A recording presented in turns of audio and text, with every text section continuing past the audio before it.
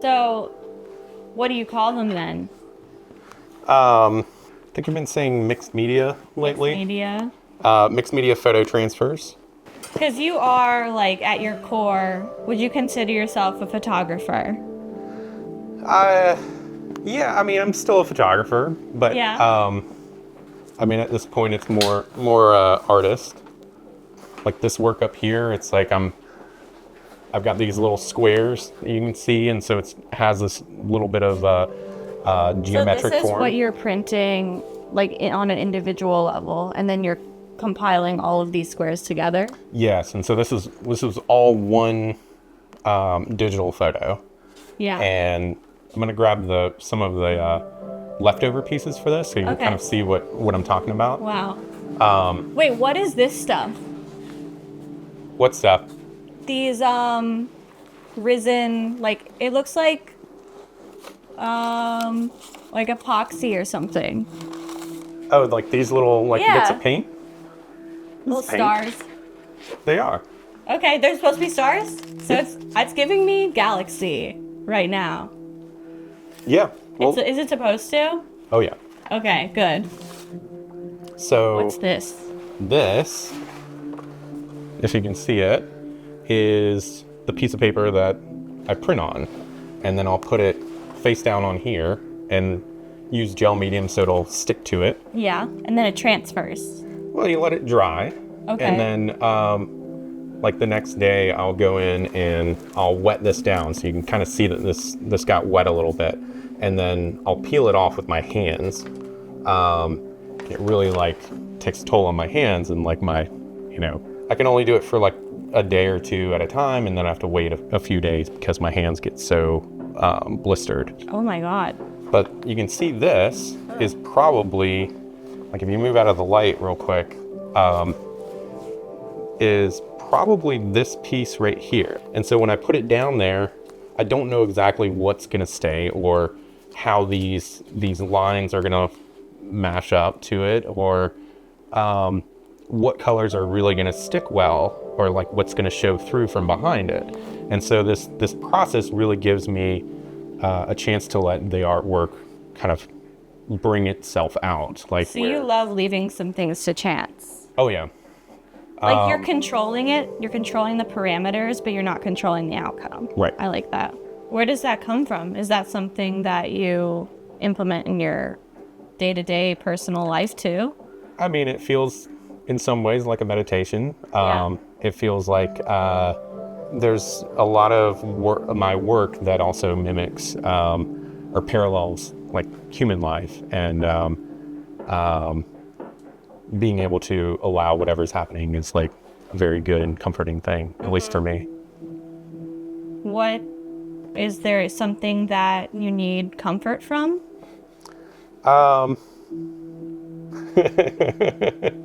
I mean, is there something that is there not something that we need comfort from? It's Yeah, true. Do you feel like you have a void inside of you that will never be filled?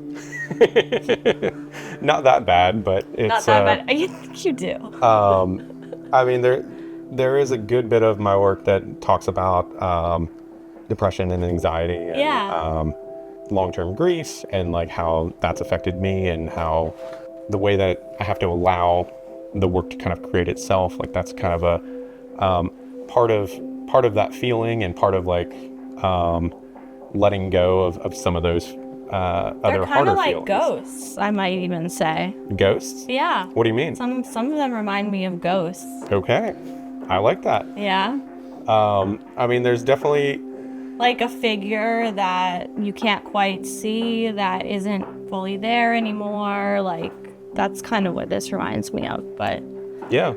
I get that from some of your other figures too, just the way that the collage and the ink kind of lends itself to this mysterious figure kind of coming forward. Yeah. And there's like other secrets in these works.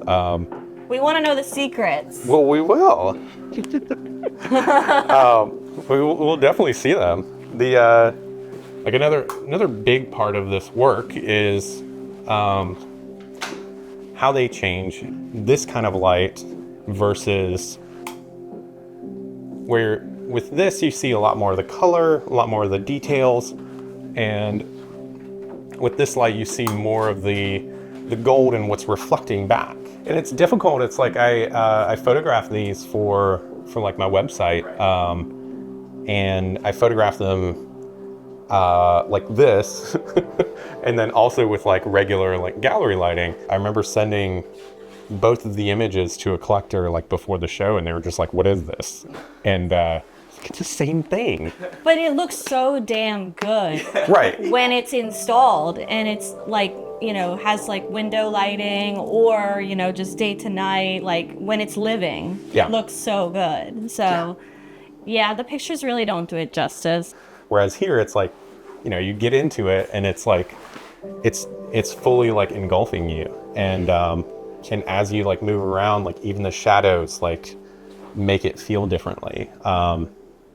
Like these works have different states, the reflective state, and then like the kind of regular, more fidelity state where it looks like what it looks like. There's like another state that's hidden on here, and you've come to the show, you've seen the work here, and it's still like a state that you have not seen yet. Turn that off, and whoa. So this was part of the show from You Can Never Leave You.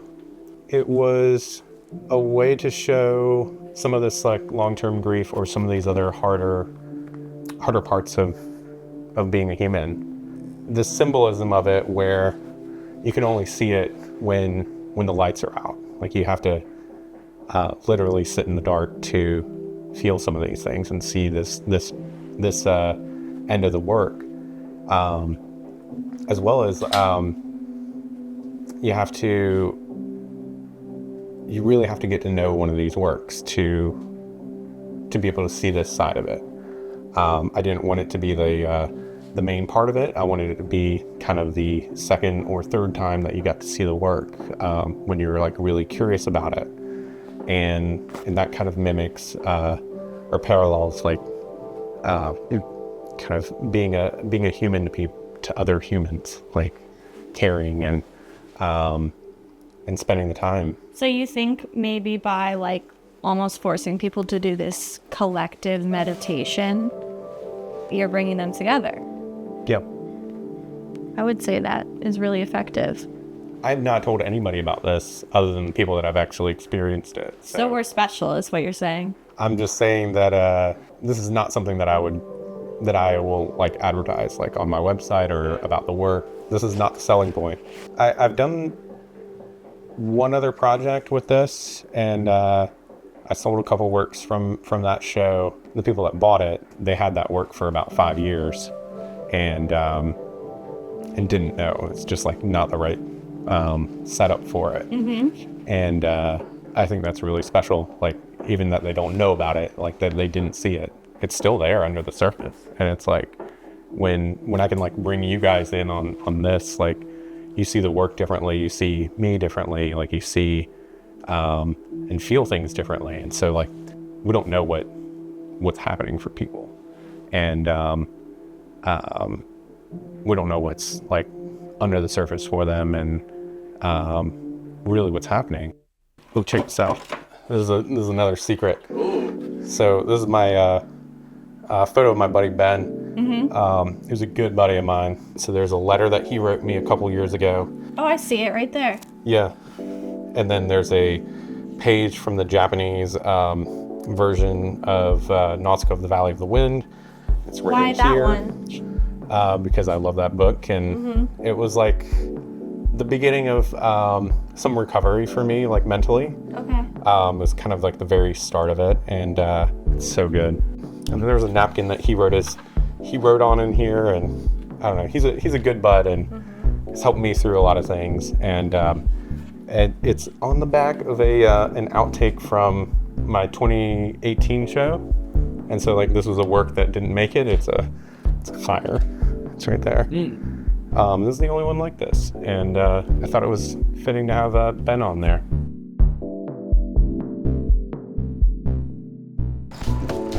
Yeah, That looks pretty damn good. that's just the dough, babe. Hey, what am I doing? Yeah, boy. Whew. Are you fucking kidding me? No, this is it. We're doing with broccoli next.